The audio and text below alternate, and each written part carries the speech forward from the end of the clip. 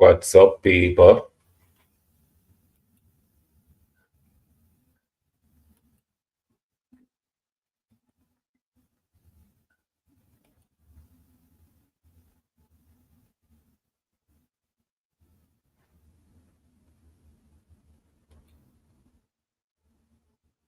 Everybody good? Everybody okay?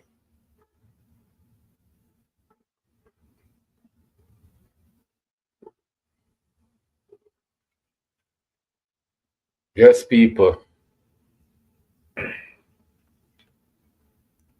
Welcome forward again. Because we actually know the future now. This is a future, yeah. Soon become the past. So we're always in the present, future, past. People, present, future, past. So it's it. So we have it. Big up on yourself, people. All of the people that are putting the effort to make life better for themselves and the people that are around them. People, big march I come next month at the States. So I say there's many things happening right now. Lots of sensationalism. But the sensationalism them not change nothing. And just I keep things just the way it is because that's what distraction is. And entertainment. You know them love give entertainment. And at the same time, when things get tough with all of the entertainer them there. That's a younger question. Aren't they supposed to be since them are point to in the right direction and I say vote this, vote that. And I just tell say most of the things them and I just the states it a go through it a happen, people. It's not just the states it a happen.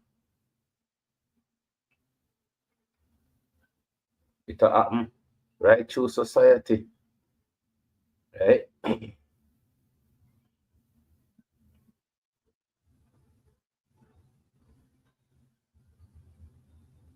And the people them are supposed to make things better and them are make things worse.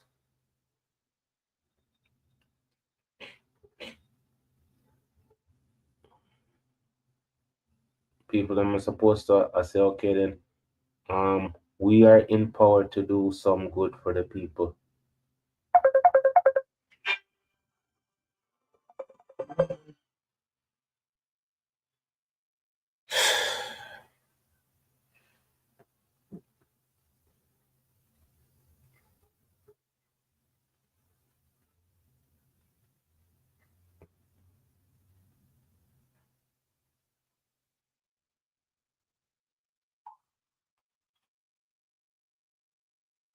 People them are supposed to be in position to do good. And them are the one who are do bad.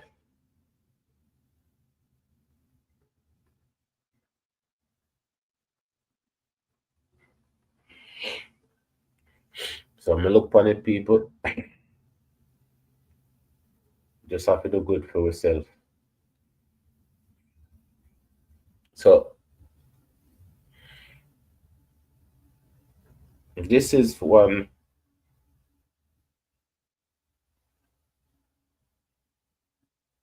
this one come from Twin City PBS. And this one here is tells the past, present and future things not really change much. But just I read one little headline on me keep on talking I said before about the Venezuelan people them or the people um them get deported and put in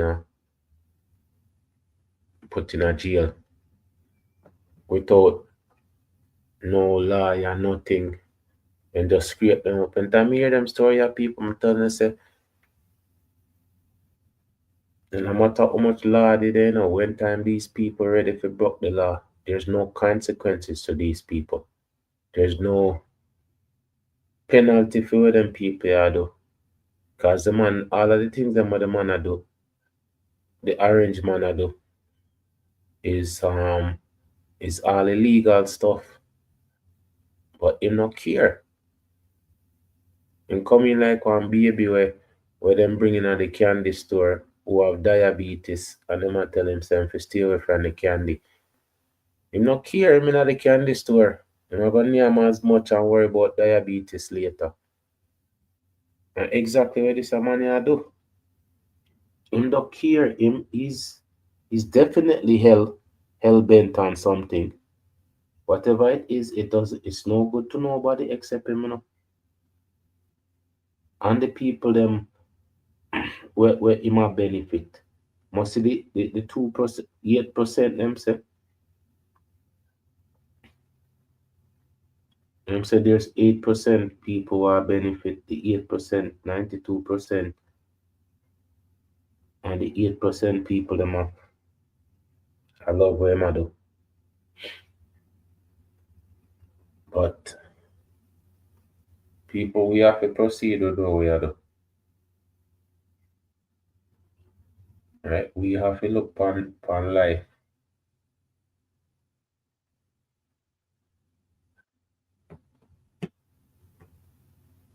and see the benefit where it's supposed to benefit we. Right? So this one now,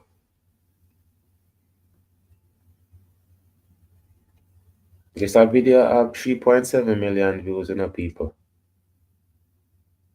and 44,000 thumbs up.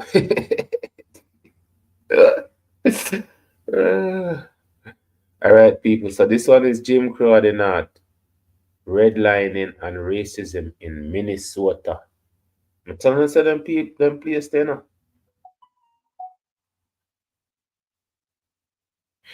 All of those places, people, all of them places suspect. And I say all evil people, but those are where spot the evil people them gather up. The North Mountain area. There's so all of them sundown town there. People will go through them things, you know. As we proceed.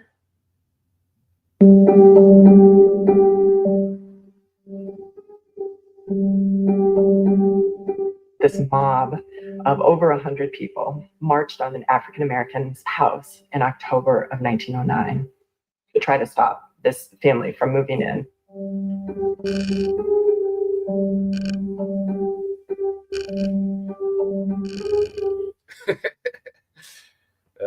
People, October 1909. That was Blue Month, people. Blue year, Blue Month. I don't know how them something keep on highlighting themselves, you know, people. I tell the same time I finish, I'm gonna have one piece of library. When all of them things are said and done, I think all of these things gonna be well put together. But me just happy say I'm part of it still, you know. Because I'm telling you, I'm seriously I learn as I go along and I understand. Funny thing about it is before I start jump on my YouTube channel, I try to reach out to other YouTube channels and say these are good programs that you guys can, you know, incorporate in a phone channel. But me say when you talk to people who are make me don't know how much money them have, but when them have for them audience and them have for them things set already, them not interested people. You understand? That's why I'm so happy to be part of this. And whoever is you know tagging along, the journey is here for us to be on.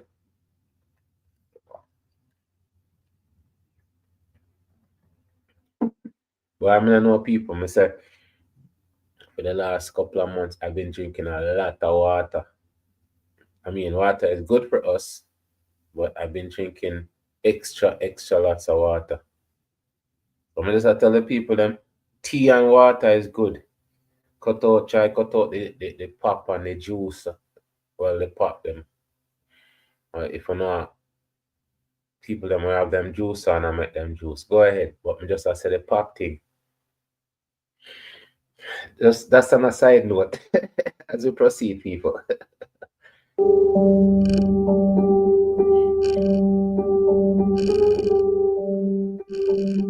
The leading men of Minneapolis, as the newspaper called them, these are not the kind of people who want to be involved in mob violence. And they don't have to, because they have other tools that they can use.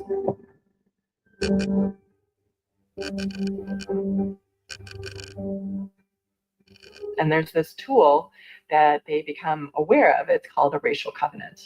And so just a few months after this confrontation, you see the first racial covenant appear in a Minneapolis property. And this is where you first see this racial language.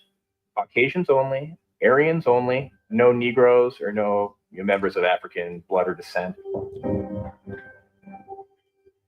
Okay, and you see all of the name of them used to call themselves before them. They call themselves the Aryan Nation.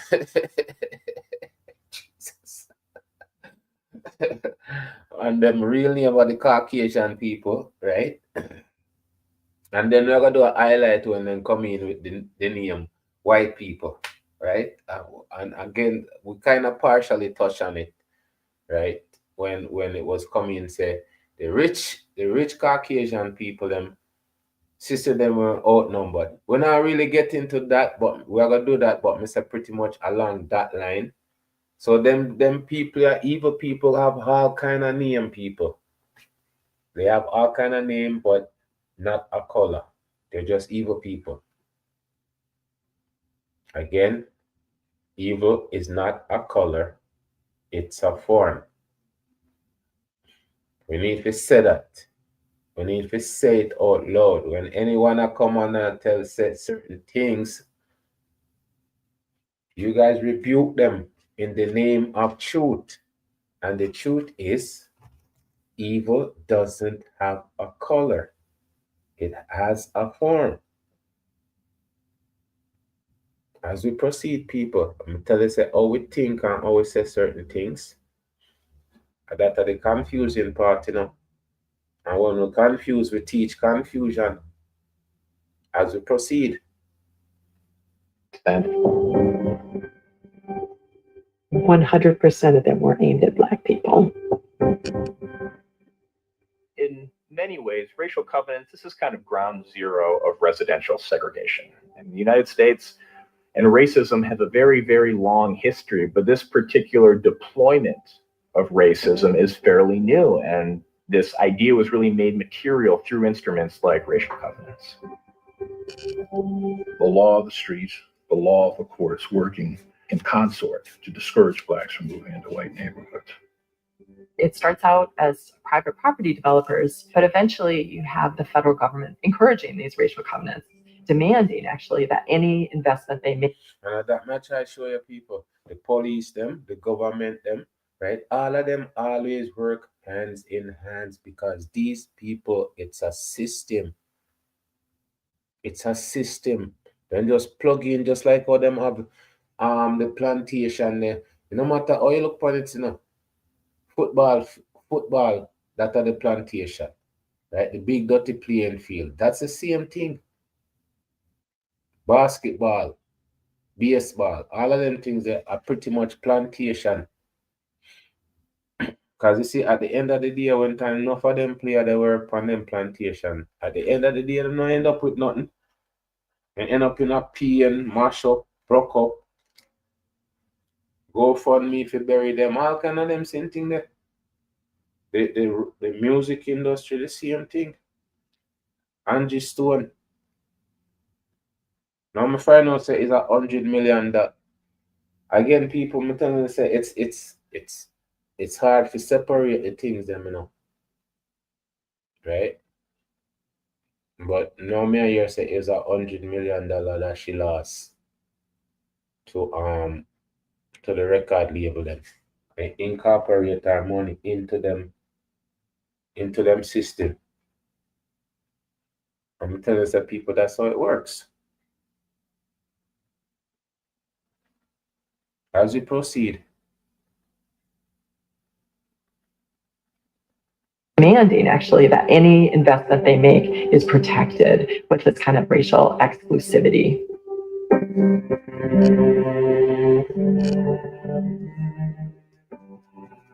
When you can covenant entire areas of the city, it makes it off limits. That's pretty powerful. This is Jim Crow of the North.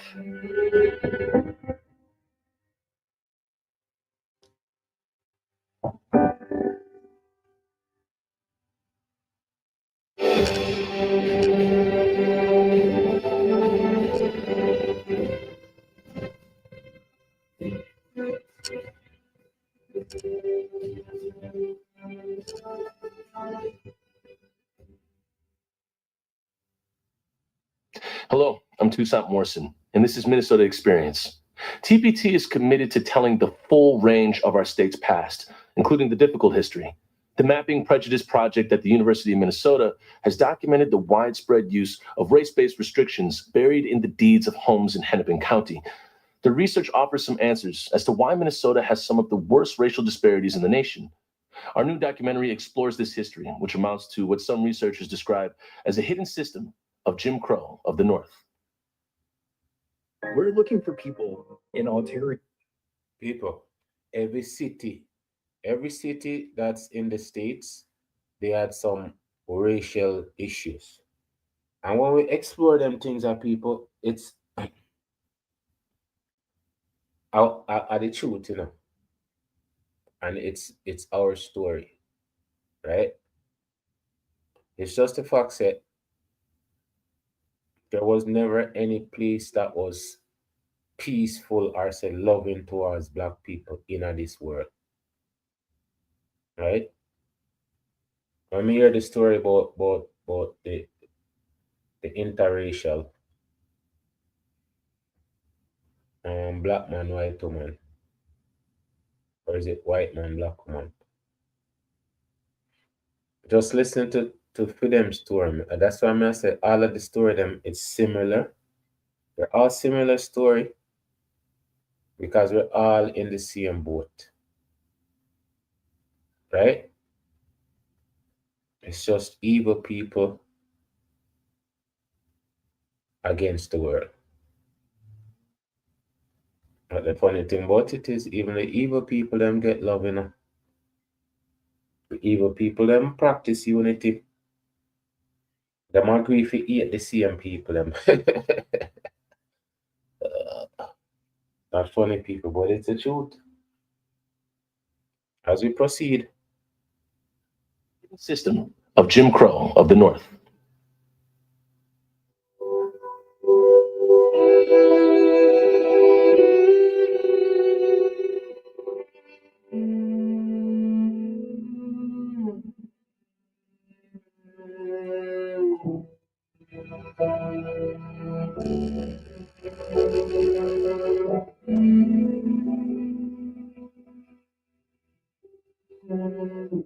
By the end of the century, it would seem that Minnesota was one of the most enlightened states with regard to race. You had a leadership of the state that seemed much more amenable to doing the right thing, or at least supporting in word policies that respected the dignity of the African American. Frank Wheaton came from Maryland. Wheaton came to Minnesota. He saw opportunity out here. He already had a law degree when he entered the law school at the university. And when he got out, he had aspirations for political advancement. He understood how to establish a rapport with the party apparatus. And as a result of their support, he was able to win an election in South Minneapolis with a constituency made up of white and immigrant voters. He authored two bits of legislation that dealt with civil rights, public accommodations. The Civil Rights Bill, the Accommodations Bill, only dealt with Blacks not being discriminated against in terms of going to restaurants, hotels, riding in streetcars, the railroads, places like that. It didn't really deal with other issues like schools and housing and things of that nature. But for all intents and purposes, it was a major step forward with regard to civil rights. 1910, Minneapolis isn't particularly segregated. There's emerging African-American neighborhoods around Lake Harriet, around West River Road, certainly on the east side of Minneapolis. Prospect Park is this beautiful neighborhood, very close to downtown, very close to the University of Minnesota, right on the banks of the Mississippi River. It was a very desirable neighborhood, and I think neighbors weren't surprised when they saw a house that fit into this neighborhood on what is now East Franklin Avenue. Madison Jackson, he was a guy who had a law degree, but he was a Pullman porter. He moved his family to Prospect Park, and he built a house there. This was the first Black family there. My father had bought a piece of land in what is known as Prospect Park, Minneapolis, and he broke ground to build the house in which I grew up. Until the house was nearly completed, the completely white community did not realize that a Black family was moving in. And when we moved in, the whole community became quite aroused that a Black family should be moving in. Marvel Jackson, she said, when the neighbors across the street saw who they were, she said that lady started screaming when she realized that it was an African-American family that was moving in across the street from her. I was 7, so I remember them. Meetings on our lawn as to why we could not live there. When my father and mother wouldn't budge, they had committees come to meet them. And I remember sitting on the steps listening to some of the things that were said. For instance, one of the things, our children will not play with your children. And my father hadn't thought about the impact on the children. My father built us a playground like there was no other like it in the whole area. And we became the most popular children in the place. The neighbors couldn't keep their children away. A little while after they moved. See, people, even playground. Jesus. We make we own something, them people. We take we and make fashion people. Everybody used to come. I think I did hear about that story a little bit still, you know. As we proceed, people. The father's friend and coworker also wanted to build a house in the neighborhood. William and Daisy Simpson, they were going to build a house as well. And they were staying in the Jackson house while their house was under construction. And I think that was the tipping point. And that's when the resistance from white homeowners really ramped up. And this is where the Tribune reports a race war in Prospect Park. This mob of over 100 people, the newspaper described it as some of the most powerful people in Minneapolis, marched on the Jackson house in October of 1909. They read prepared statements. It was decided that a large delegation should call upon you to make doubly impressive a fact, namely, that the white residents of this district do not want members of your race domiciled in our midst. We are not here to argue, but to make a perfectly plain statement of our position in the matter, to wit, that we do not want you. Okay, is that the same thing Donald Trump has said? Even with the people them and the lawyer and this and that. Donald Trump will do the same thing them people will do. Same script the people them will use. We don't care what law say, we don't care about nothing, we don't care if you buy the house, we don't care if you own the land. We just don't want you here. And the same thing lead up to the sundown town them. That still exists today. So people may not tell them, say, we not pay attention enough as we proceed.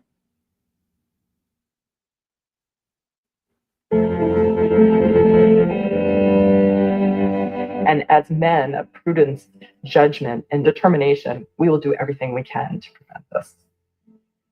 And then there was another threat. Rumors have been brought to our attention that there are parties in this vicinity who are determined that you and those of your race shall not reside in this district, that they have firmly declared themselves ready to take any steps necessary to bring about your removal. And you have to understand, in 1909, this is a period where lynchings are commonplace. These were not idle threats. 2025 people. 2025. You should change the date, the number, are the same thing. As we proceed, I already do the video with the two youth, them already, 2025 people. As we proceed.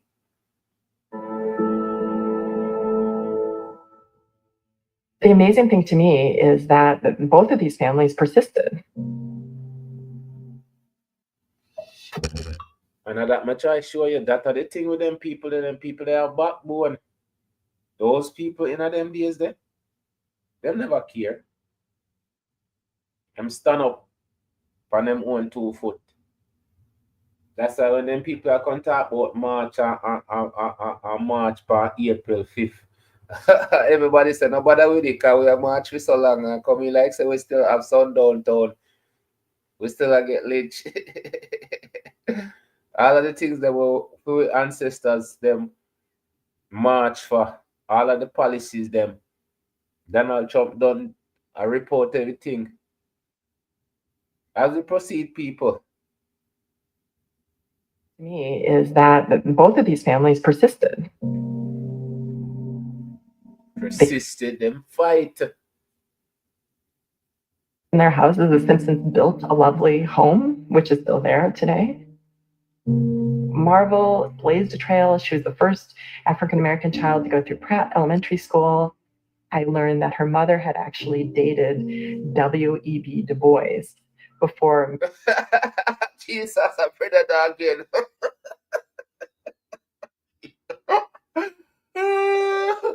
This one is all over with history, people. This E.D. Du Bois brother. Eh?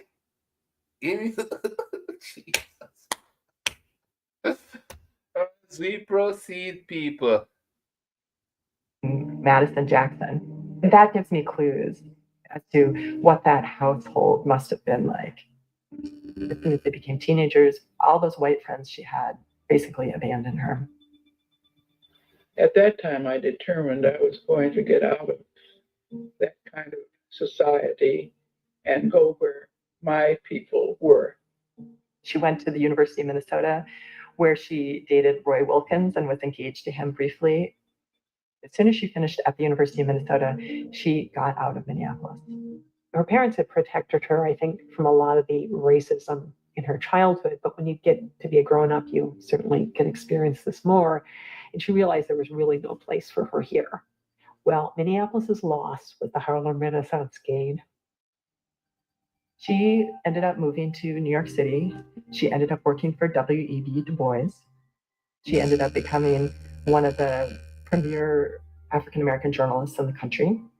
And then she became one of the first Black journalists to work for an all-white publication.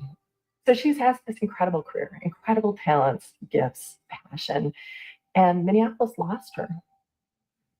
Madison Jackson died in 1927. Once he died and they sold the house, both families left Minneapolis. And I just wonder what it would have been like, if they had been welcomed. If Prospect Park had become an enclave for Black intellectuals and Black civil rights activists. What would that have been like? How would the city be different? And that's what I think about a lot when I think about this story. Okay, people, and that I'm telling you, she has said, what if she look on our ability and the trajectory where Minnesota would have been if she had stayed in Minneapolis. And I understand, people, how important one of us is. So that's why I say, in time I look on today in a modern society, right? We have always been transforming society to be respectable. But again, right through history, one of the biggest things where we have to fight is lies. Next thing is evil. Evil and lies go together. Isn't that weird? Evil and lie go together. Them two words that you can't put them together anywhere. And that's to our biggest enemy.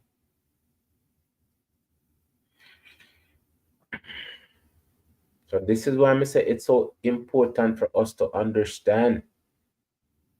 When I say a policy change things, not marching. As we proceed, people, school is open. Welcome to class. Story. The problem with the Madison Jackson and William Simpson incident is people had to show up in their front yard and threaten them. And this was in 1909. I don't think it's any coincidence that in May of 1910, the first racial covenant shows up in South Minneapolis.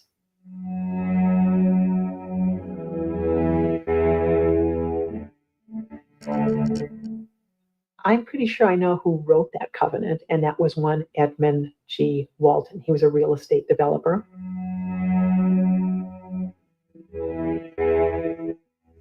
The legacy he left on Minneapolis, I mean, there's Edmund Boulevard, there's all these additions with his last name. Really, probably the most important and the worst was this legacy of racial covenants. So when people purchase a home, traditionally you get an abstract package, and it shows every time your property, the property that you've just purchased, changed hands.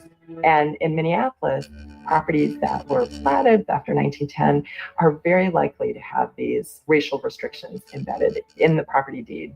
Covenants can be building covenants, they can be setback requirements, but the racial covenants that we're concerned with tells you who can or cannot live, lease, even occupy certain spaces. Racially restrictive covenants, private contracts between individuals that allow them to dictate to whom they'll sell their property. Identifying racial covenants, however, it has proved remarkably challenging.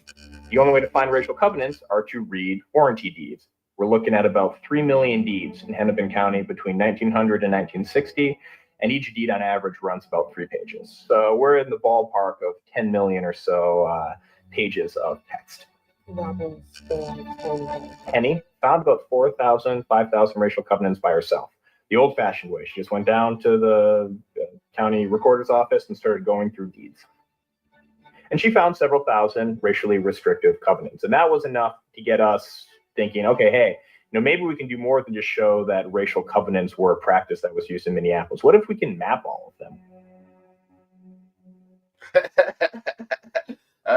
People, okay, all right, fine. Just the fact so they can track them things and show all them people was bias.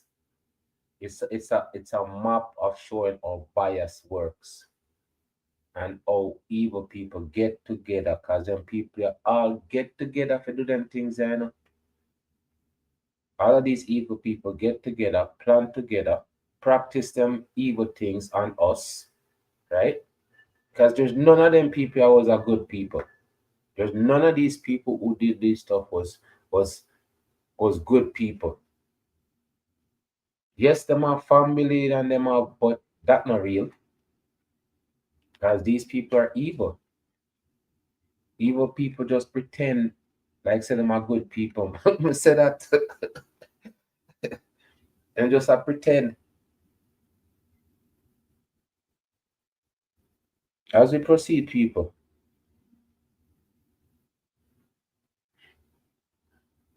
You can map all of them. The first map that Penny made was shocking. I was shocked when I saw this, and I was shocked when she started reading me some of the language of these racial covenants. The wording can be very different. They're working on early 20th century ideas of race. Chinese, Japanese, Negro, Moorish, Turkish, Mongolian, Hebrew, sometimes Semitic. people of African blood or descent. No Negroes or Jews. Only Caucasians, except for their domestic servants of a different race who might be domiciled with the owner. Okay, and that match I show you Caucasian people. So when they take up this white thing, it's something that they took up like it's not who they are. First of all, that's one thing. It's just like we're Africans, but them call it like where we come from. or our true identity is African. African descendants or African, but their true identity is Caucasian, and then them explain how white people come into this, and then anybody and everybody can be white in that sense.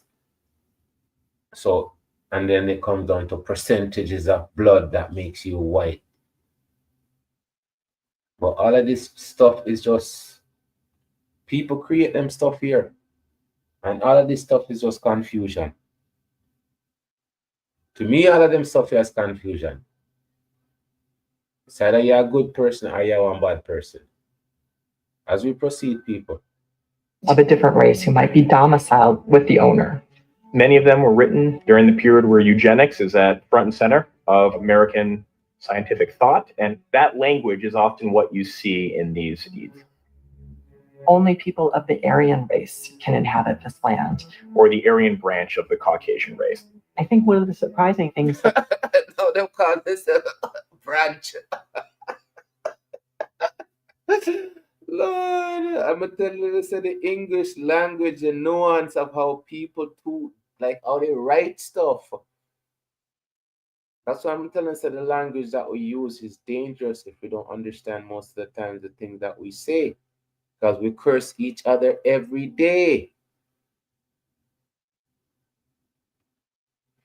And so sometimes, the very fact that people don't choose to understand, it's their choice not to understand what's important.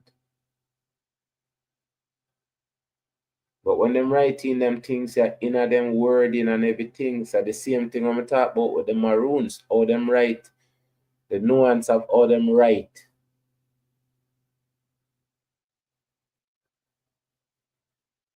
And how them go around, the same writing where them go around. Them just wiggle through everything because of the lie and the deceit. And that's the practice of evil people. As we proceed, people. I found in this research is 100% of these covenants are aimed at African Americans. Oh, there's that's black. 100% people. How can you say, well,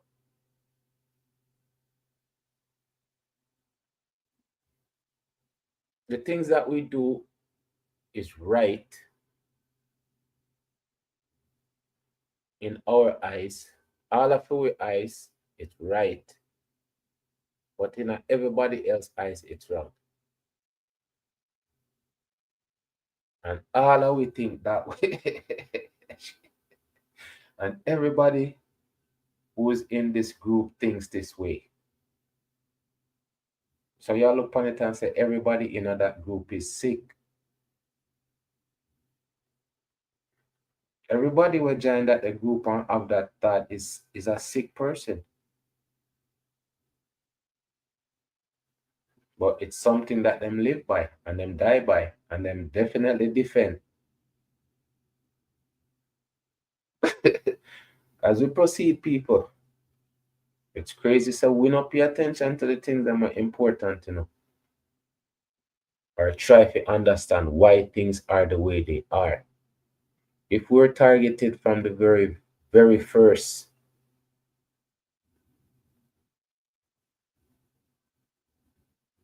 it's not about being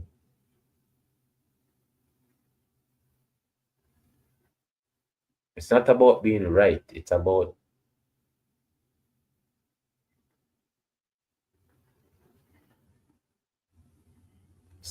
being right.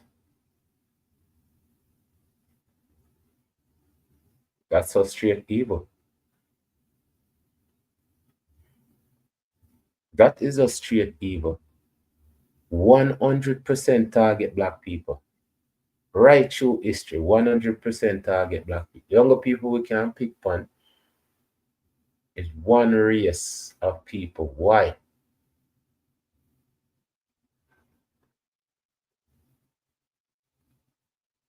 What is it about Uno I don't have to feel set.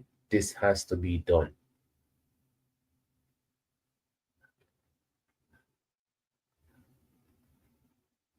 Like for no will must be done.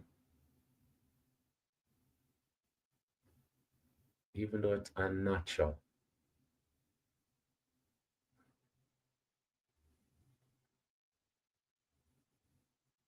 As we proceed, people. Black. Okay, here's the legal description.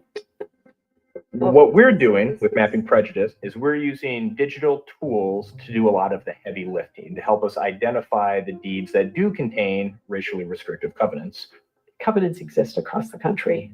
People say, well, why aren't you doing this for St. Paul too? I know there are covenants in St. Paul. Their deeds are not scanned. Which is incredibly unwieldy, right? For traditional research methods where you go down to the archive and you just start going through the material, you would need an army of undergrads and the better part of a century. And even then, I'm not convinced you'd be able to get through all of them.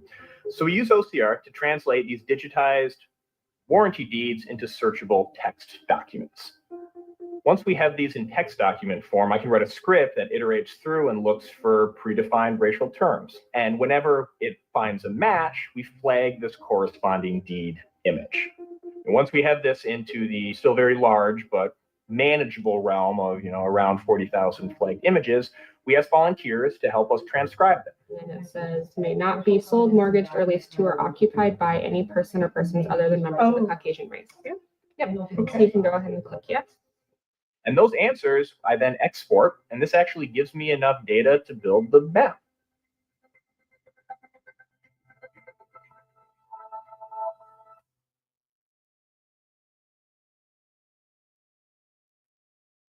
Hey guys, my name is Becky. So taking all the information from all of those different more happy birthday month, Miss Yellow.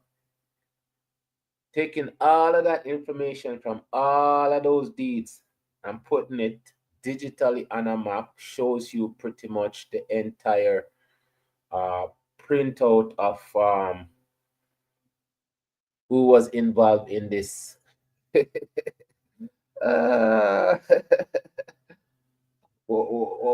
you call it? If everybody's doing this practice, this racial bias, it's crazy. As we proceed,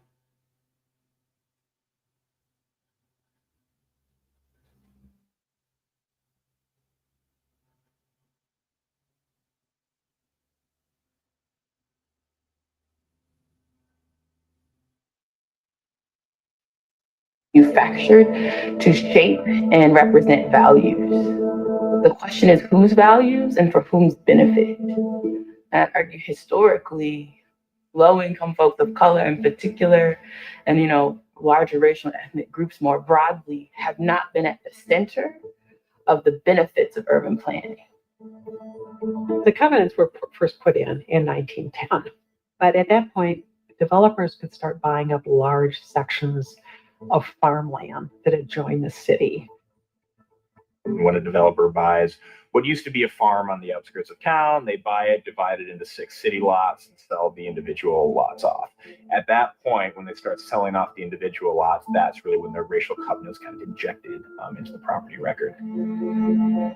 So people like Samuel Thorpe Brothers, could buy this up and just plat it and lay it out as they saw fit and put in covenants. It was a very efficient way of doing this. There's this real estate convention. It's there that J.C. Nichols, who runs the Country Club Estates in Kansas City, gets up and said, a few years ago, I was really hesitant, but now I can't sell a property without them. And Sam Thorpe was certainly there. He was a retiring president. He comes back, and in August of 1912, buys up the land that will become Thorpe Brothers Nokomis Terrace. And that is the first fully covenanted edition that I know of. It talks about no colored people or other objectionable types. Mary Greer was a woman who inherited many of the Dorman Addition properties near West River Road. After 1910, she started putting in racial covenants that will never be sold or transferred or leased or conveyed to anyone who's a Negro. And that goes for people who are living with Negroes or married to Negroes. She adopted that early on. Okay, and that's one of the things I know is still happening, people. I'm telling you. Some places you go and you just tell them places, yeah, these places, they'll never sell to any other race than the race them will live there. That's in terms of that's not new. That's just how it is, people. Because within them laws and them creations of certain things, those are the stipulations. And putting them clause in them paperwork. As we proceed. This one shows up about 1911 or 12. And you see this all through the teens and 20s with her. And Edmund Walton did the same thing along West River Road. At one point, I think they said he had bought up 437 acres along the river. He had gone in 1910 from sort of surreptitiously putting these covenants in, not recording them. Less than a decade later, he was bragging about them in the newspaper. There was an ad, and he printed the covenant, which shows you how quickly they were accepted.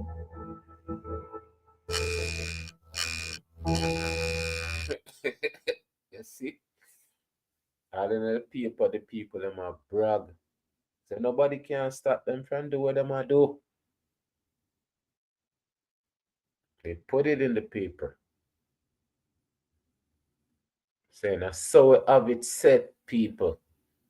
So when you see them people are self-snitch on themselves at different times now. Probably them people are still all a stitch on themselves and it doesn't matter because them not got jail for them though. There is no penalty when the judges and the lawyers them are the same people them. As we proceed. The Supreme Court even held that restrictive covenants were constitutional. This was in the case of Corrigan v. Buckley, and it was in that decision where the court resolved that restrictive covenants are contracts, and as such, they are lawful. Now, forget about the fact that they discriminate, and forget about the fact that once we say these contracts exist, we are bringing up a violation issue of the. Exactly. Once it's in the public. Once it's in the public. I hear somebody talk about that. You can't put something in the public and say somebody can't talk about it. So if you're doing something illegal and they bring it in the public, it's something that they're supposed to look at. That much I show you how sometimes the law, even today sometimes, people, most of these things exist and will exist in the future. As we proceed. Issue of the 14th Amendment. Forget about that. The key thing is that the Supreme Court validated segregation, validated discrimination. You have the full force of the law, the court system determining who could go where. And what will happen as a result of that is you'll see efforts to ensure that a denial to one of the most basic foundations of opportunity for African Americans will be codified in the United States as a result. You had not only the courts supporting it, but also a kind of license of sorts of people going to the streets and harassing Blacks who moved into white neighborhoods.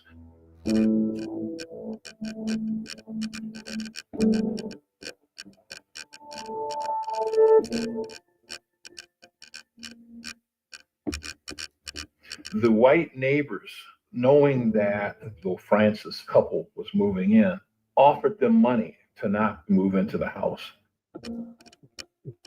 William Francis and his wife Nellie, who is one of my heroes, rejected that and moved in, and as a result faced all kinds of harassment. The Francis family did not live there for very long, because shortly after moving in, William T. Francis was appointed to be the consul to Liberia, in effect an ambassador, and so they moved to Africa. It's an example of how even the most prominent of African Americans in Minnesota at the time, who had established contacts with some of the most powerful people in American politics, Nellie herself had personal audiences with Andrew Carnegie and 3 U.S. presidents, that despite their successes and their influence, could still be exposed to racial animus. So it Now that much I show you. It doesn't matter how high your title is, your skin will always be the same.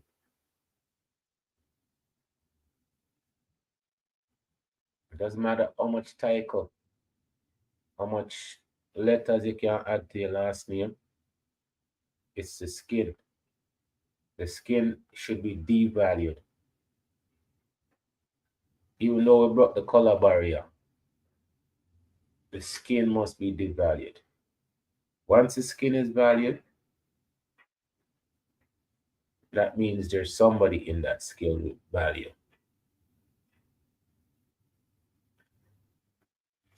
Right through, it's recognition of our existence. It's crazy, but true, people. Yeah, as we proceed, people, come tell us, I understand them things here now. That's why I'm saying I don't understand how there's not like a committee for, well, them have NAACP, but like a committee with, I don't know, with some power.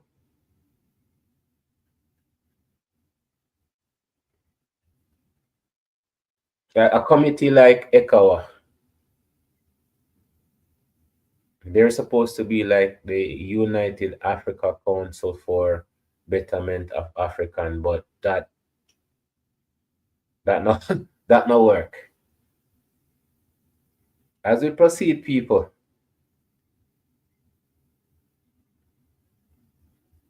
it shows the intensity of property values, perception of property values and race.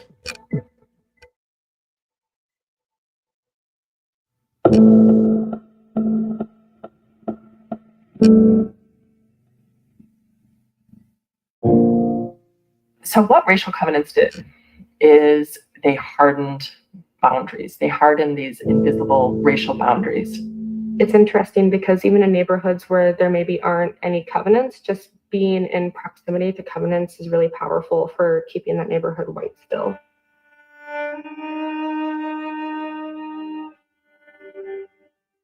Homes are often taken for granted for some of us.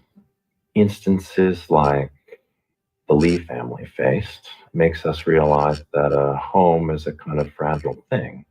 It's a 1.5 story, quite modest bungalow. You wouldn't particularly notice it, but when you know anything about its history and the story of the Lee family, it becomes quite powerful.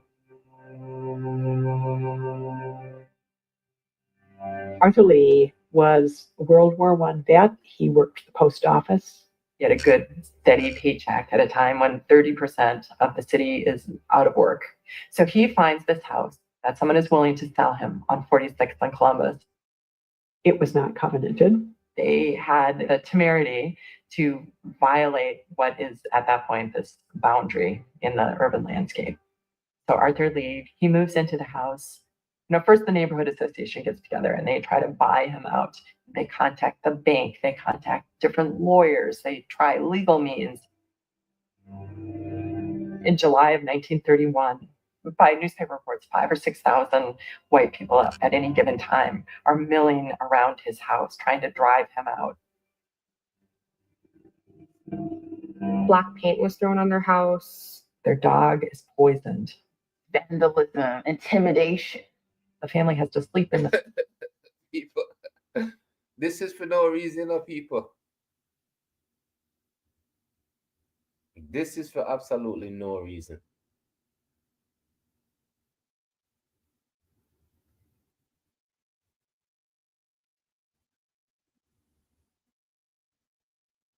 As we proceed, people. basement. They had the sense that they had set these boundaries, that no one was to violate them. This is just another tool, so to speak, this citizen terrorism. And in this particular case, Arthur, who was a World War I vet, right, comes home to believe that his service to our country gave him the same access as his white counterparts, but learned very quickly that that was not the case.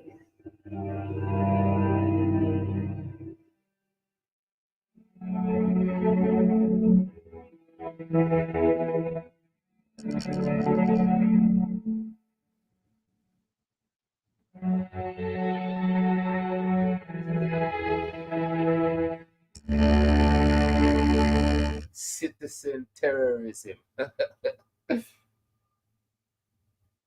Citizen terrorism.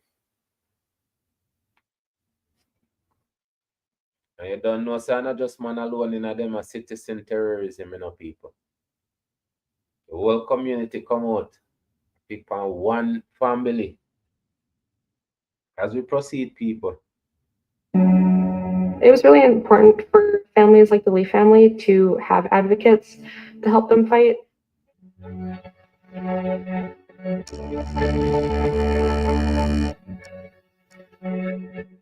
Now that match I show you, advocate. Them people there were advocate for it. I tell you, say right now, them things are gone. Me not see no entertainer, nobody. I do the lawyer work and I do the advocacy. Me never hear nobody say me donate $10 million, $20 million to help fight. Nothing, people. Me not hear nothing. 2025 people, nothing. If 2024 was the year of the truth, how comes 2025 of the year is silent?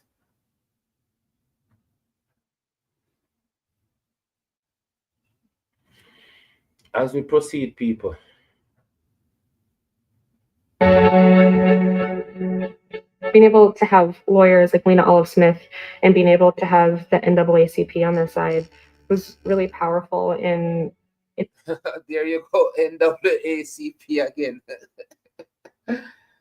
Right through out, people. At least right through out. Every story you hear NAACP, you hear WD. We hear these people consistently throughout our history, our story. At least they must say something and I do something. How comes 2025 so silent, people?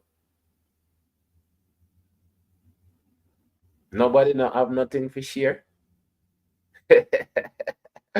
As we proceed, making sure that their voices were heard. The NAACP was definitely fighting against these racial covenants and these instances of racial housing discrimination. There's also smaller clubs and organizations that were really focused on fighting this. Unfortunately, even with all of these legal protections and organizations fighting for them, a lot of people don't end up getting the end result that they want. Edith and Arthur Lee and their daughter Mary, they stayed for 2 years. They didn't make it longer than 2 years. I think the pressure was just too great for them. I can only imagine as a parent, as someone who wants to ensure that I'm living my values, like what it would mean to put my family at risk, what it would mean to always feel like I'm looking over my shoulder, just to protect my right. You have this escalation of this sense of threat thanks to racial covenants. So it's that intensification, that normalization of these racist ideas that leads to the Lee House. The marker at the corner of the property has a depiction, an image of Arthur Lee. For those who just walk by, I think it gets them thinking about it.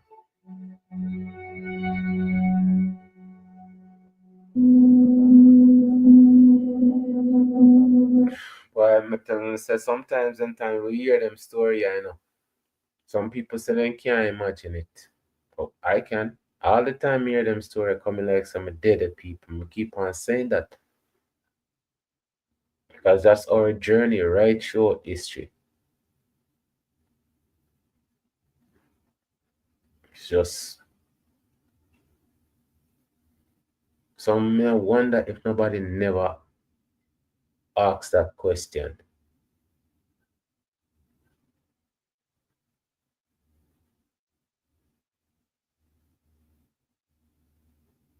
Question mark.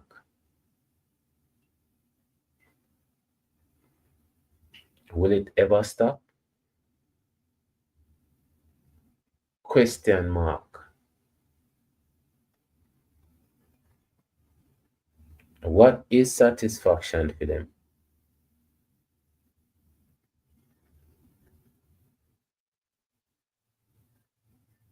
Question mark. Why do them feel like them happy with the end game?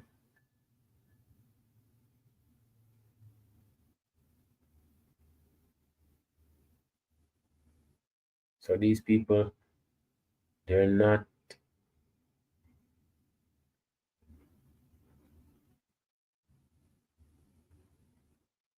responsible for nothing.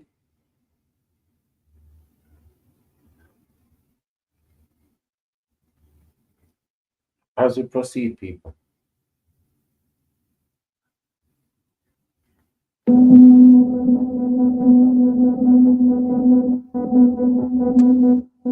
Homeownership is the basis of a happy, contented family life. And now, through the use of a National Housing Act insured mortgage, is brought within the reach of all citizens on a monthly payment. In the midst of the New Deal, when the FDR administration is looking for ways to try to stabilize the housing market, the Fair Housing Act is passed in 1934. And as part of that, the Homeowners Loan Corporation is also established with the hope that if you could establish long-term mortgages with fixed interest rates, you could create pathways to homeownership for most Americans. This time, they can buy this house with monthly payments that are less than they now spend for rent. When the FHA starts underwriting mortgages in the 1930s, this really is a game changer in a lot of ways. It takes a lot of risk off the banks, it places it onto the federal government, and now working class, middle class families, they're able to purchase a home. Unfortunately, as part of that, what the HOLC does is it establishes designations for neighborhoods based on the occupants of those neighborhoods. And this is where the term redlining comes into place. The FHA, they made color-coded maps of all the largest cities in the United States, and they broke cities down into 4 different areas. Red is considered hazardous. That's the worst. Yellow is considered definitely declining. Blue is considered still desirable. And green is considered the best.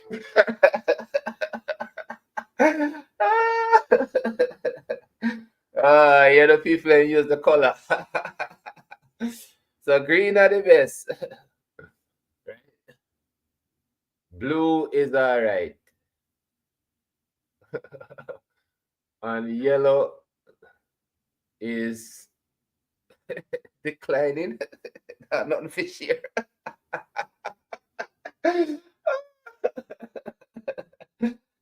We are telling you, so the colors, they have meaning, you know.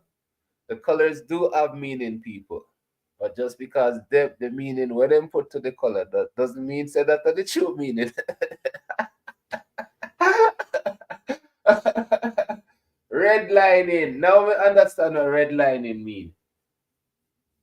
All of them things that me never know before, you know. Honestly, people. I'm telling you, sometimes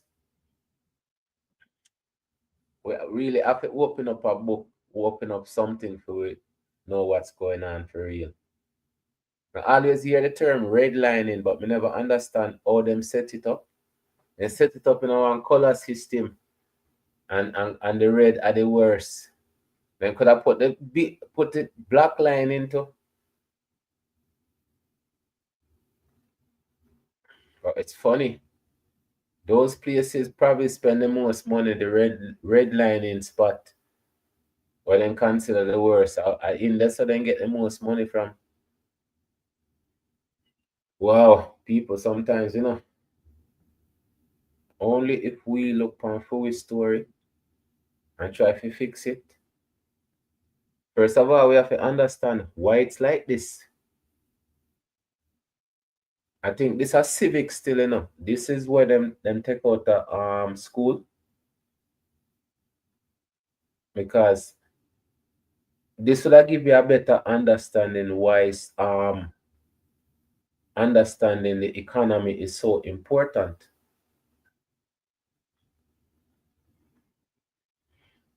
Wow. I tell you, the book when I want to write is gonna be very interesting, people. And it's gonna be written on all of this information. As we proceed, people.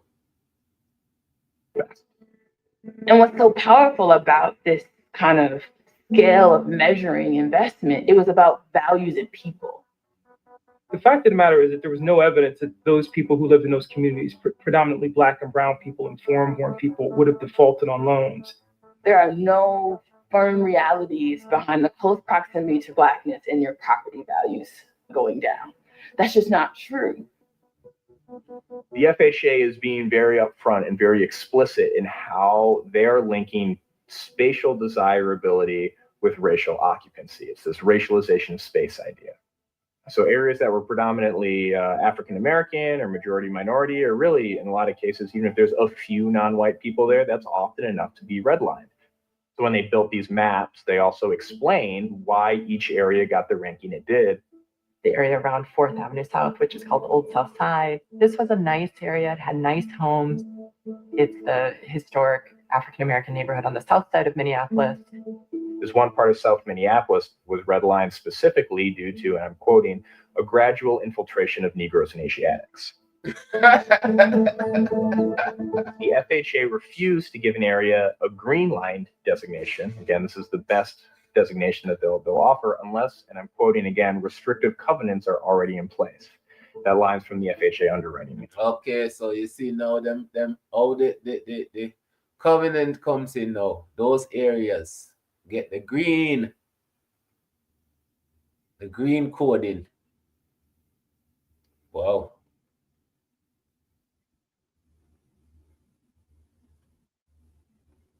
That's crazy. And this was done from then, and it's still happened today too, I just didn't understand certain nuances of certain situation. As we proceed, people, just education, understanding certain things. That's why I'm telling you the school have to open up and make class available. As we proceed, people. In the FHA underwriting manual. Racial covenants aren't just about discriminating against people of color. It's about enriching white people. And I think that's the part that often gets lost in this narrative. And I think it does speak to the ways that white supremacy have been embedded in really built structures and built environments. I mean, if your grandparents bought a home on Minnehaha Creek, that home's worth, what, $500,000? If your grandparents rented an area that was redlined and then subsequently destroyed by a freeway project, you're not inheriting anything. In a lot of ways. You see? That then do with the highway of them people. I'm telling you, anytime they want to run down anything, them just build a highway through that day. And it's the same thing when they talk about the highway at Jamaica when they build it. Many of the people them are used to there make them little money at the side of the road. What them do is build the highway, cut out all of them people there from making $1. So what them supposed to do now is have a spot where they can pull off of the highway and go, like specifically all of them shopping and them things that include all of them people that back into the economy. But what me say, if you don't care about the people, then you're gonna do things but sure say you don't care. But people don't understand how it's so important for them to understand. Why them have to learn about them, the people them where them have vote for the all of them things that is so important.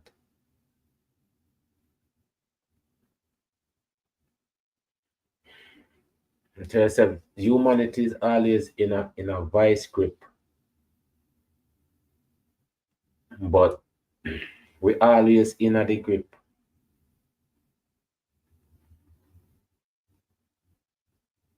It's crazy, people. So when people have the opportunity now to do wrong and things say that are the only way out, and then they end up worse than the people struggle to make it.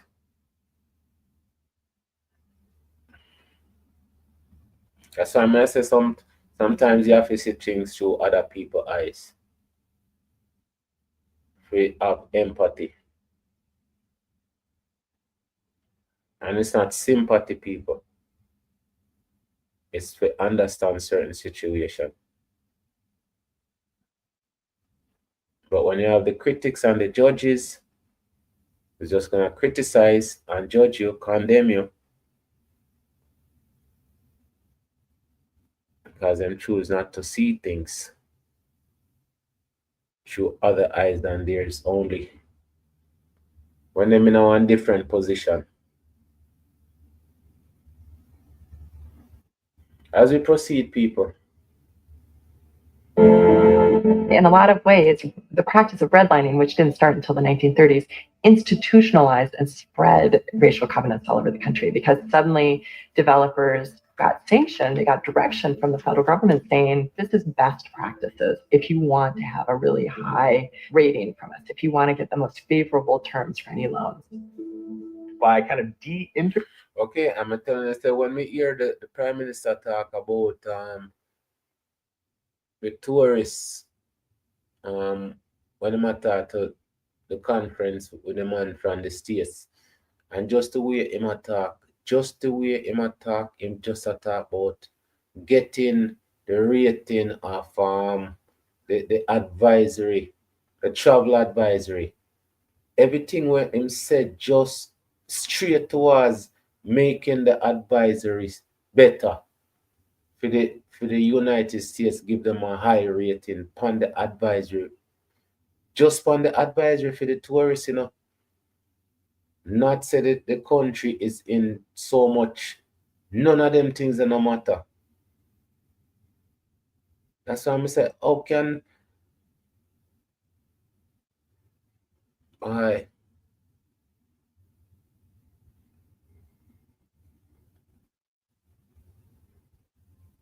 we can't understand why it's so important for us. Because it's always been this way. And nobody now change it for it.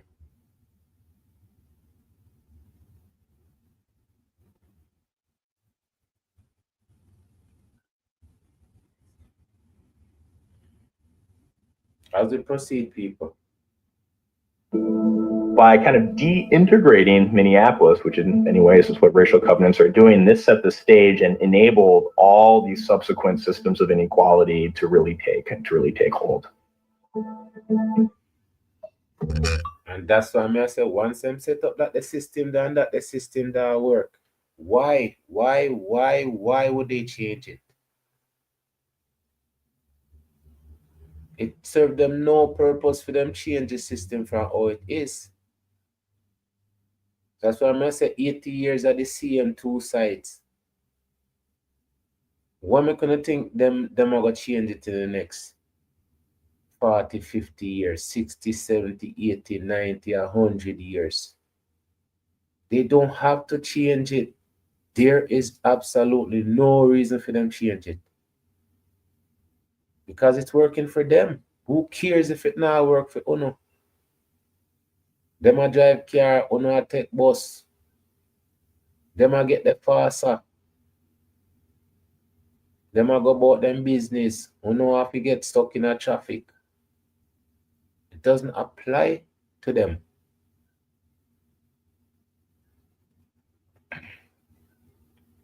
So when I look at overall society, it doesn't, what we're going through doesn't apply to them. Never did. I'm not telling people, I say, I'm get injured, and then people, I say, we don't care.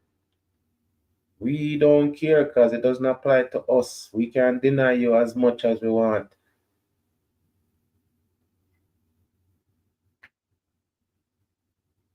Doesn't change, past, present. Will it be the same in the future?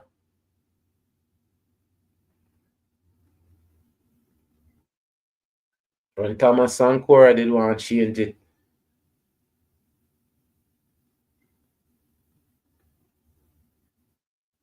and put him best foot forward, and them, what them do? And box him up. And it took a while until Abraham Torrey passed through. Pick up him ideals them. And that me tell you, good ideas don't die. It's people die and leave good ideas. So true, so true, so true. As we proceed, people, there's always more to come. Maximize your value without costing you an arm. Take hold. This very persistent myth that northern cities never had formal segregation. The South had Jim Crow, and look at those signs. Well, racial covenants did the work of Jim Crow in the North, all over the North. Yeah, so that's like them subtly, because they write it in the paperwork, so nobody know if we see it.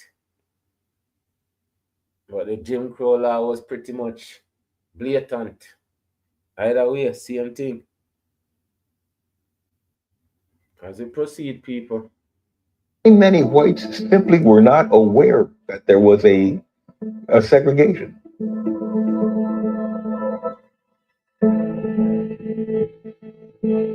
So many people in Minneapolis would be outraged what they thought that their friend was being discriminated against. They knew something was happening, but it wasn't happening to your friend. That was what kind of this mixed kind of a situation that we had in Minneapolis. I mean, if you can imagine these people, their parents sent me cookies and cakes all during the war, and I was welcome in their house. There was no question about it.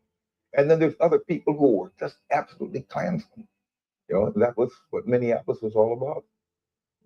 But that was my generation in Minneapolis. We were hemmed in that ghetto, and that was our life. That was our work. The 1935 land use planning map used to define which place would get mortgages versus others circled these areas, called them slums, places where the quote-unquote Negroes lived. These are places to avoid, right? So they're going to give you substandard housing, and they're going to contain you. Access to affordable housing was a challenge. When you think about the reasons behind the creation of public housing, we had a lot of folks forced to the low-wage sector, right? And you're thinking about what jobs or opportunities that low-income folks of color even had access to at this time. I would argue that with the creation of public housing in 1938, the Sumner Field homes became this really interesting iteration of the redesign of space. You have 400 units of public housing, which were segregated at the time, created. In 1953, the City Council of Minneapolis refused to scatter another 1,000 units of public housing outside of the Sumner Field homes area. And where did these pressures come from?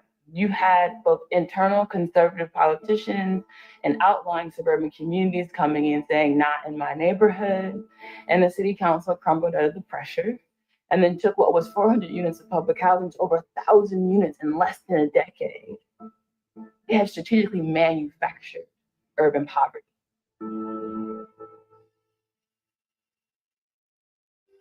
Okay, people, and you see that the same thing and talk about prison, not in my neighborhood, not in my neighborhood. The same thing that's about prison.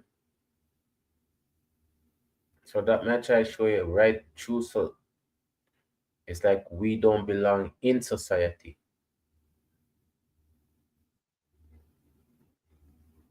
It's crazy, people. We don't belong in a society, but we can't have our own society.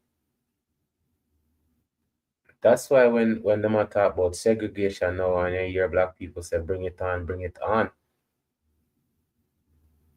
Because the lady eloquently said it. We are part of society, but we're not integrated into society.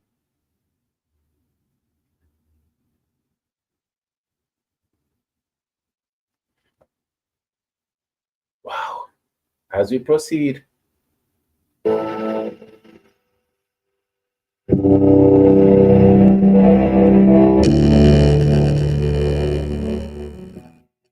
this history is very personal for me.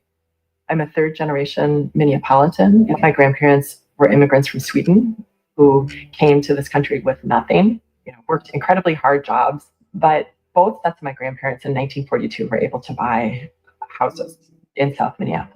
These houses were in a part of the city that was blanketed by racial covenants. Because of those racial covenants, my parents grew up in neighborhoods that were entirely white.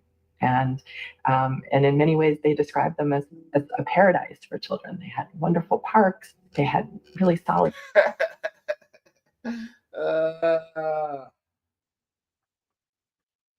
Of course, they're going to live better up on the side of people. Because that's what they instill in each other. That's why I'm saying in a fluid community, that's what we're supposed to have in our community too. That unity. And you see him pass, him come from Sweden. As we proceed, people. So all of the people that might benefit from those practices is not gonna say nothing. They get a skin pass. What am I gonna say? No, this is wrong. This beautiful community, let's share it. No, they're gonna fit right in.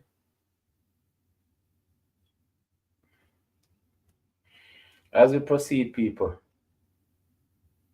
They had really solid schools that sent them to college.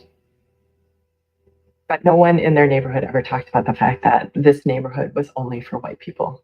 And I want everyone with this map to imagine themselves in this landscape of privilege and disenfranchisement.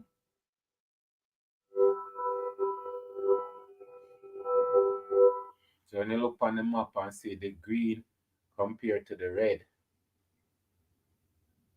is bloody everywhere.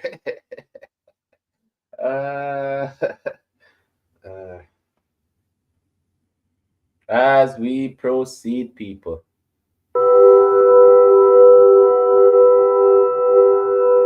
The Justice Department contended that restrictive covenants among private citizens bar Negroes and other minority groups from residential areas and are not enforceable by the courts.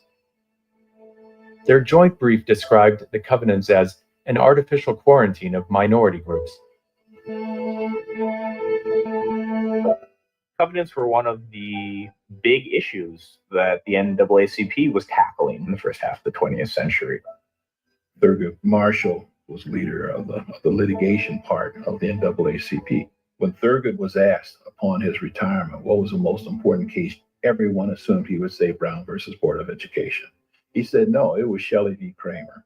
Shelley v. Kramer in the late 1940s was one of the more seminal civil rights cases that ever made it to the Supreme Court. It didn't explicitly end racial covenants as a practice, but it was a pretty big blow. There could be no enforcement of restrictive covenants. So you could still write a restrictive covenant, but a person who signed it could breach the contract and sell it to a black person, and they would not be held liable. It wasn't as effective as a lot of folks hoped. Okay, and again, we talk about policies, right? All them have to do is take it to the Supreme Court. If these cases, them have to go to court, you have to take certain things to court. That are the only place you win. That's the only place where you win for change things, is in the court. That's why I said job them what them I do with the beach act. Them I use them, I take them go court. I bring the companies go court. And it's a fight. But those organizations, them need help. I need support. But again, what's important? And to who? 2 questions that need answers. As we proceed, people. Effective as a lot of folks hoped. What people started doing is instead of suing for breach of contract, they would sue for damages. So if somebody sells a covenanted home to an African American, the neighbors can sue that person because their property values are now lower. Well, is there anything the matter? There's never going to be any violence in this part of town. We're peaceful people. You've got friends here. I'm your friend. We just want to know what it is you think you're doing to us. If I'm a covenanted home and I sell it to somebody who isn't white and I get sued, I lose the house. Any equity I've accumulated, the property reverts to the initial granting party. So whoever first put that covenant on the land. If that person's dead, it would revert to the heirs or assigns of the initial covenanting party. So the risk of going against these things is just like astronomical.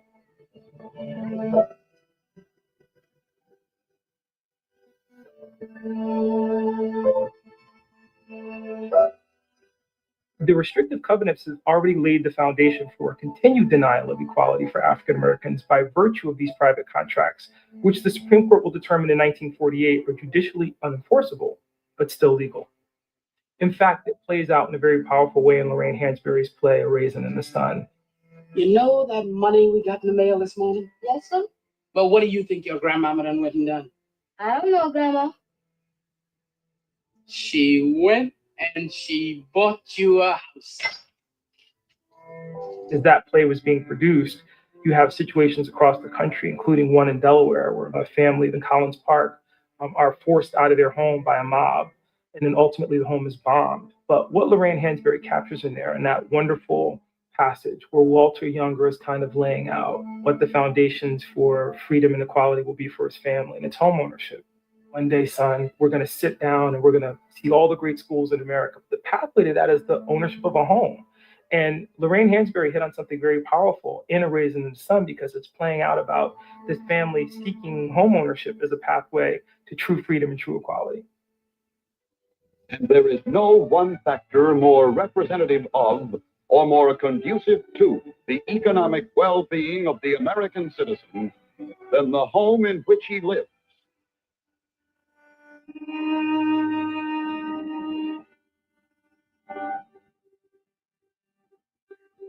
The spread of covenants in the first half of the 20th century is pretty much the same story as the spread of the Twin Cities over the first half of the 20th century.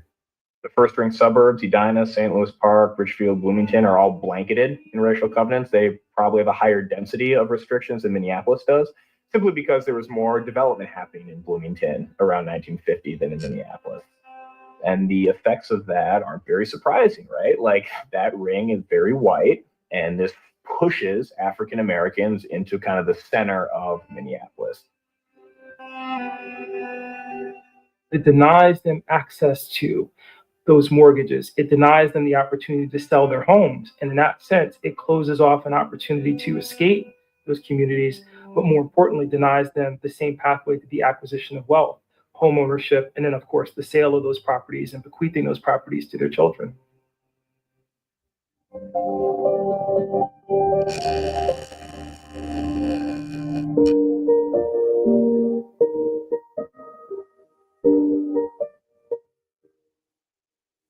My dad, at Tilson would have open houses on, I think it was on 41st and 4th was the model home. It was something to behold, because as a kid, you don't really understand what this desegregation meant or what segregation really meant, and redlining. You didn't really know, but you saw people come in who knew what that meant. And in fact, I think the spokesman billed the Tilson Built Homes as possibly the first open housing event in the nation. So it was one of the first times African Americans could buy new homes on the quote unquote open market. It was it's a huge piece of housing history for the construction of for the Tilson-built homes that your dad demanded that there be African American men working on those jobs. He knew what that economic power could be, what the job power could be. And he did insist on his contractors bringing people of color to the job. And it was extremely, extremely important to him. And I think the fact that it started here, again, is something unique about Minnesota. At the same time, the disparities that we have now don't support that it was continued. No, didn't carry out throughout the whole community, that's for sure. The city, yeah. Right. It wasn't citywide. And so there is some significant divide that still lasts. Did you know that you could be generating 10? There's some divide that still lasts, people. So again, I'm telling you, in every city, them always have them problem, you know, right? So I have to go do some research on Theme Father. So he's probably like the first Black person that build open houses that could be bought on the market by Black people. And at the same thing, this man I come to where Booker T. Washington did I say Black people have skills to do the work. As we proceed, people. And so there is some significant divide that still lasts.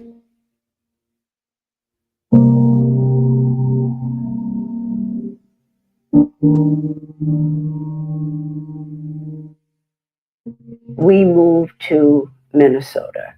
So that was 1956.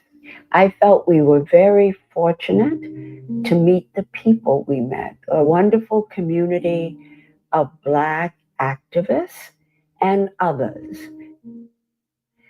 So I became involved in the League of Women Voters in ACP. We were very much involved in issues dealing with employment opportunities, education for our children, housing discrimination. You are wondering what the Fair Housing March is all about. We are attempting to get a fair housing bill passed in the state of Minnesota now. I was wondering if you would contribute something to the Fair Housing March. Sure will. Thank you very much. So even them people I used to do like donation drive and them things they forget. Well, I'm telling you, the activism, activistism. Did strong people, I tell us that people did have things to fight for back then. It's so change, people. It's so change. It's such a change. Just to see these things, going back and seeing how these people are so. The strength with them take for carry on. And with the little help for them get. Wow. So that lady, this lady, she's Dr. Josie Johnson. And she's one of the people them that was the fight from back then. And I guess past, present, and she's still here. Hopefully she's still here today. But when this video did I make, she was still alive 3 years ago. People I'm telling you them videos is like they're there. 3 million views on this one. They're there. We're just not highlighting them enough. As we proceed, people. Sense that what we needed to do was to really create a lobbying effort at the legislature in the 61 session to get fair housing introduced and passed in that session. So I was encouraged to be the chief lobbyist for that. And I invited my friend Matthew Little, Zetta Fader, and my friend Katie McWatt we would feel that to deny some parts of the housing market the effect of the law is fraudulent in effect. Those who own property have a right to sell and a right to rent, to whom we plead. And the white people, the white race, had better wake up and see the handwriting on the wall before it is too late. To see that America, that part of America, St. Paul, become more truly what we call the American dream. It's going to be hard. It's going to cost money. You have made this mistake. Your forefathers have made this mistake. And it cannot be remedied without a lot of pain and suffering and the expenditure of hard, cold cash. I felt we were losing the vote. And so I went to Governor Elmer Anderson. He was a very open, fair, liberal Republican, one I knew and had a lot of respect for. So I went to the governor and I said, Governor, the housing bill is going to be defeated in the Judiciary Committee, and I'm very worried. And he went to his desk and wrote a note to each member of the Judiciary Committee, urging them to allow the bill to get out of the committee, that it was only fair and just in his judgment, and allow it then to be treated in the full Senate. And the bill passed by one vote. So it then got to the full Senate. So it passed, but again, narrowly.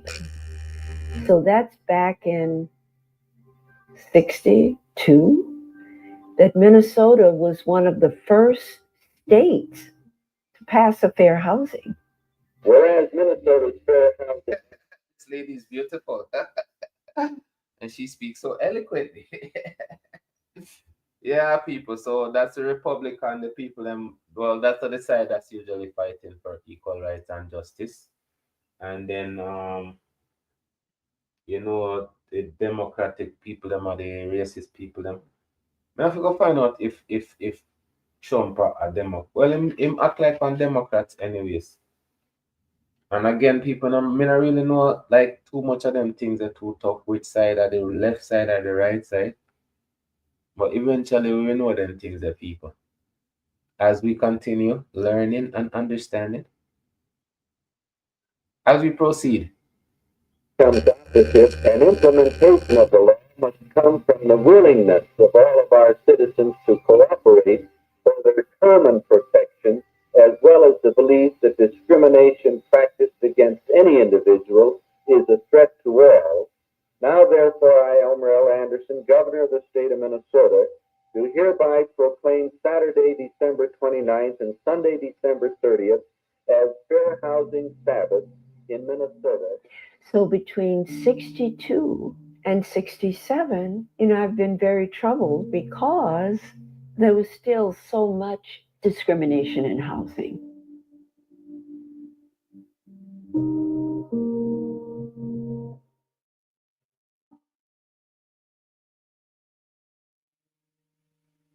This week's program deals with the proposed Fair Housing Bill to prohibit discrimination in the sale or rental of housing. Senator Mondale is chief author of the bill in the Senate.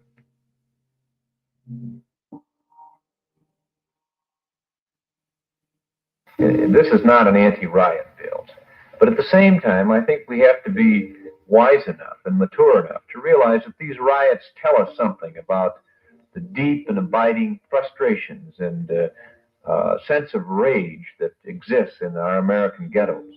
There are compelling problems of injustice and unfairness in employment, housing, and education, and many other areas that we should have taken care of a long time ago.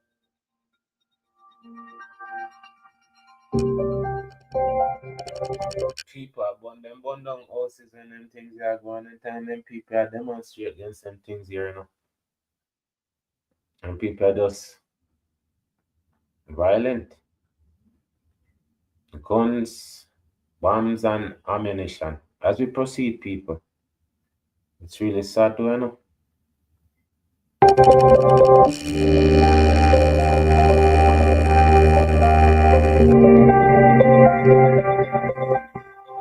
Fair Housing Act makes it illegal to discriminate based on race, age, later they add sex and disability and etc.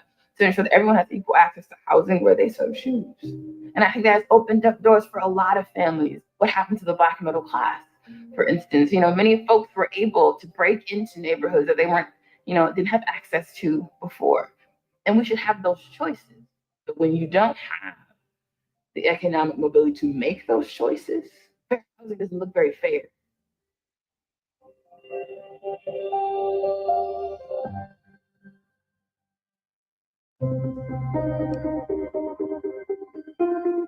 W, 94, expand Hiawatha, expand Olson Memorial. These were all explicitly and very intentionally run through these Black communities that emerged as a result of this kind of cordon of covenants that had taken place around the city. 35W going south, it was a dividing line between the folks on the other side of the freeway and the folks on our side of the freeway. Let me tell you about the freeway thing, man.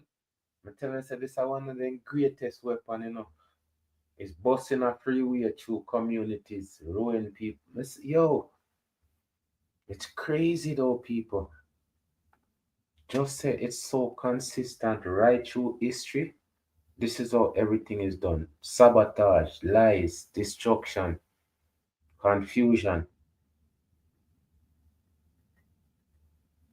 As we proceed, people.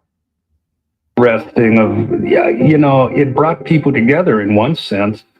We were able to create our own community around 38th Street and 4th Avenue.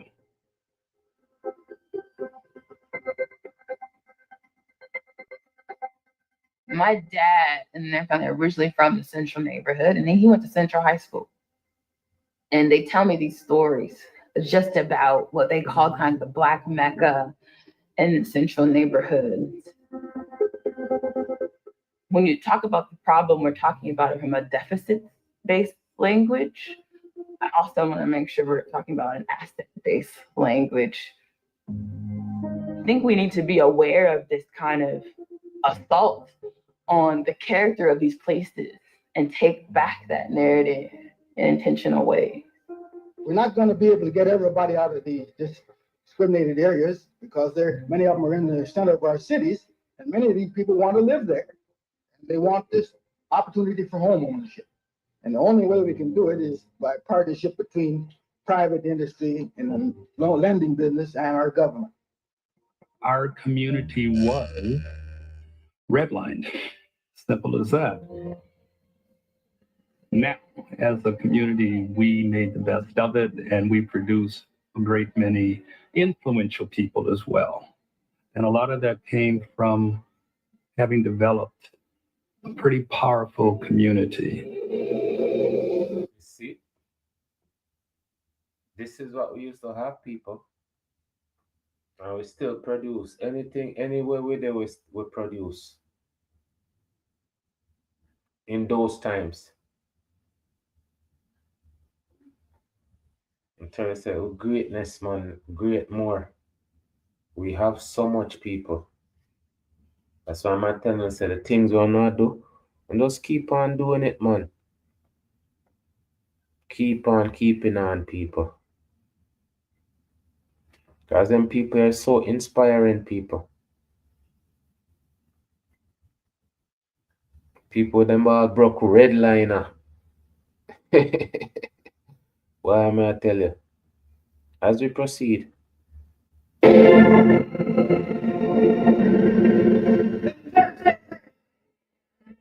When Central High School was shut down, it took the heart and the soul out of this community. And I remember them talking about 4th Avenue and how it was now referred to as Crack Avenue, which talks about the decline in the economy in this neighborhood. But up and down 4th Avenue throughout the neighborhood, there were tough times. So even though covenants are now illegal, kind of this, yawning chasm of wealth inequality that emerged as a result of covenants is still very much with us today.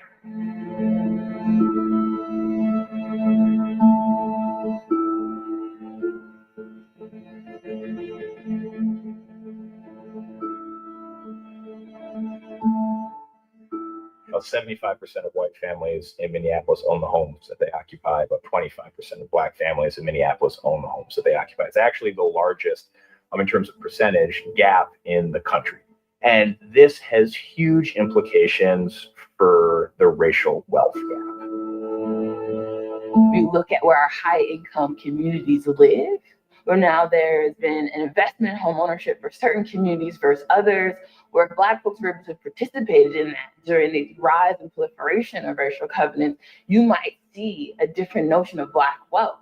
We have to first acknowledge that history and understand how we're implicated in it to then get to reparative solutions.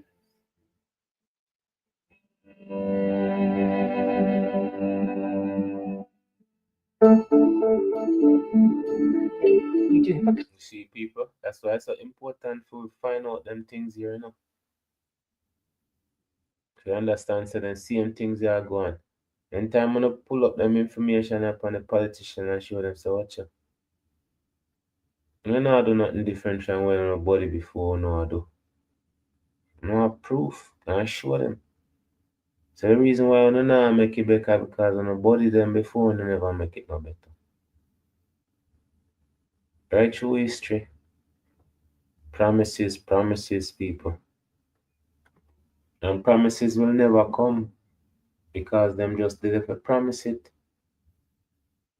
That's how when Abraham Torre do the things them do in such a short period of time. And just keep on every day just elevate and elevate and elevate. Meanwhile, so much people are look and I say, oh, we need a bigger house, we need a bigger car. When I look on it and see all of them entertainer, I say, how comes all of them entertainer can? Why can't them just pull them money together and create a center instead of them complain about a center? Why don't they just buy a big piece of land, invest the money? Them have so much sponsor. At that much I show you how them own so much and them not own nothing.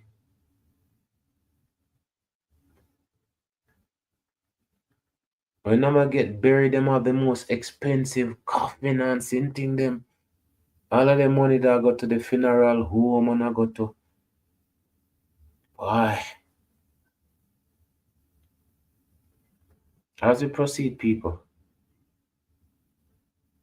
You do have a covenant, but it's Mapping Prejudice Project is doing something unlike anything seen across the country, which I think is amazing. So they're mapping the history of housing discrimination.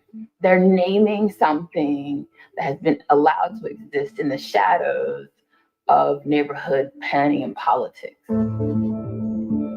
The whole point of this map is to get people to read these racial covenants, to get people to read these racially restrictive deeds. So from the beginning, I wanted to invite as many people as possible into that process. A lot of it was. I think it's fascinating to see there's a genuine curiosity about something that lay hidden for so long and buried. How is it lay hidden, people, and the people them uphold with it? It's lay hidden because nobody now highlight it. That's the only thing, you know. They didn't highlight these stuff.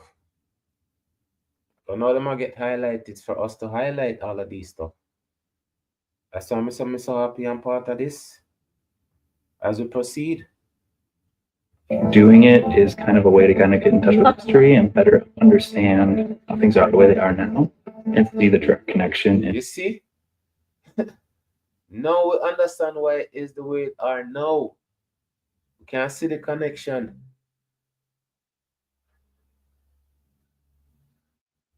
Wow. Not my word. That's the other guy's word. We proceed. Systemic racist language that is very much part of our history and is very much part of our present reality. With the exhibit Owning Up to Racism in Housing in Minneapolis, we're hoping to illustrate the history of housing discrimination and racism and the impact that had on real families. We really want to confront visitors, these histories, to really take action, take responsibility, and to try to help create change in some way.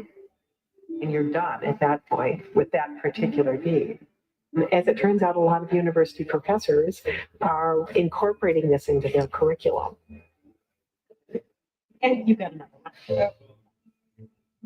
Once you see that in a deed, you think, okay, this is one, but there's thousands out there. This has been an amazing experience, I think, for everyone involved. I mean, it's been amazing to me to see the goodwill and the energy that people have given us, which has been a huge gift. But I've also it's so funny, people. When we look at all of them people, there's none of us in them class, you know. We are not even in this class to study what's going on. I'm telling you sometimes, people. Why? Do we really want to win?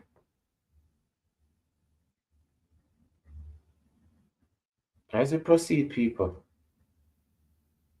actually collected some data on what people say their experience has been.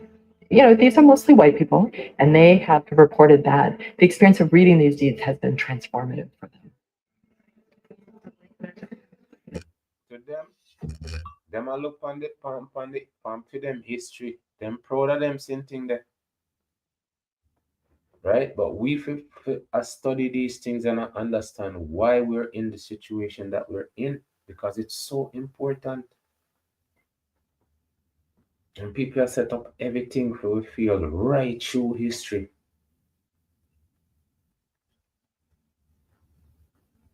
And some fight just somehow justify that as right. And that's the sick thing, you know. So this one I say why people so love the lies so much. The lies benefit so much people. And this is why when we talk the truth, it upsets so much people. I tell you, me just understanding these things, they go hand in hand.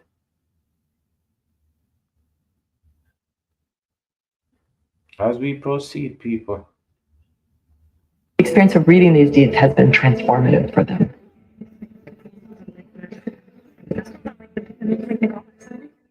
Their work is a graphic example of this otherwise invisible practice of discrimination.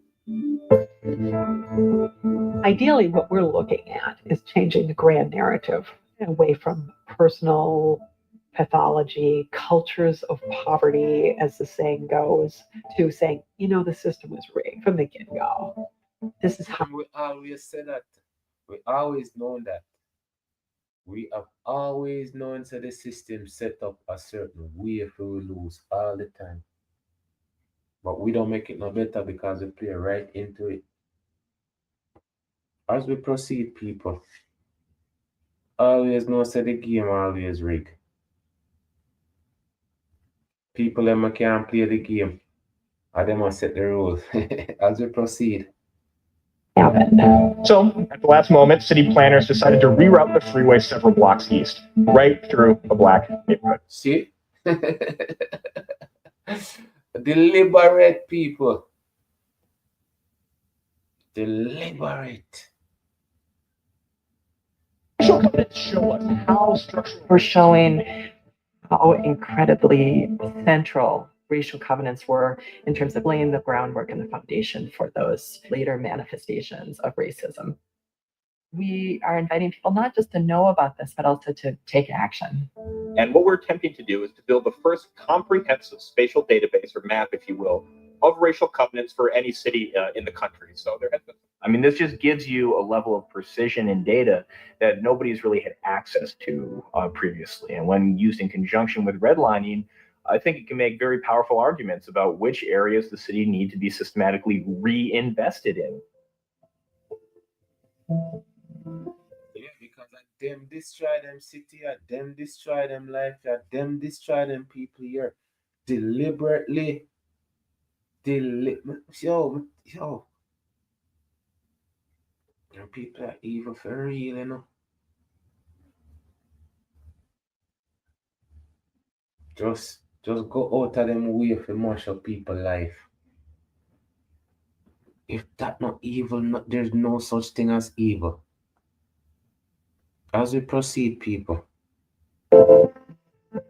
So it's real important to speak about the history of the community and figure out what made it click yesterday and implementing some of those same approaches tomorrow. And I see pieces of that kind of development of the community starting to surface.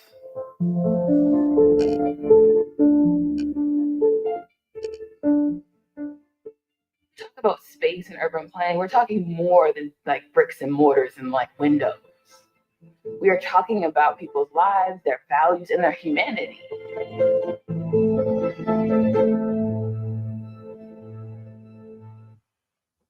That I not understand people. All them people can take with other people humanity so easily. Man has that respect. Big up yourself. I don't understand how them people can take with people humanity so easily and consider themselves human.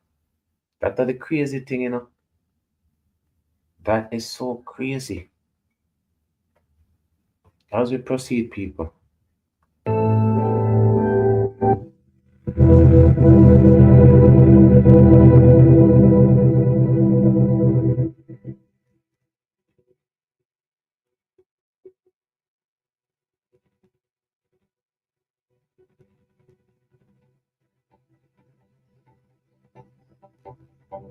People, it's funny, you know. I right through right through the country that happened, you know. Right through the country that happened, people. It's crazy how our story is. I'm telling you, would I be great people by ourselves, you know. But again, we're great people by ourselves through the struggle. We're just great people. We just have the ability to go through strive and tribulation and come out amazing. Some things we have to work on, people. For real. But you know means it can't be done, you know.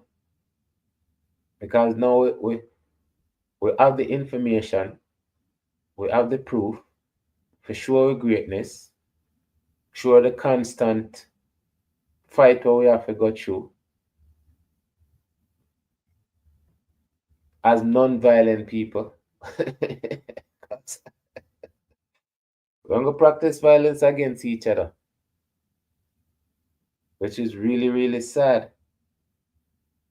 Now, so if we practice violence against somebody, I do believe in self-defense. Understand? But if we can stop hurt each other, that's one of the biggest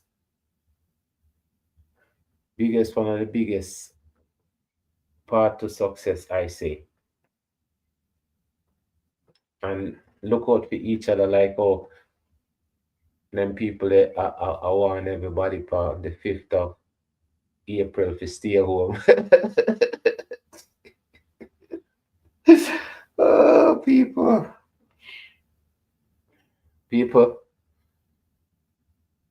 Thank you very much for being such amazing examples of how we are supposed to be and who we will be. Past, present, future. Man, I have to admire the people in this fight. And we appreciate love the people that want to fight along with us. Because again, evil comes in a form, not a color.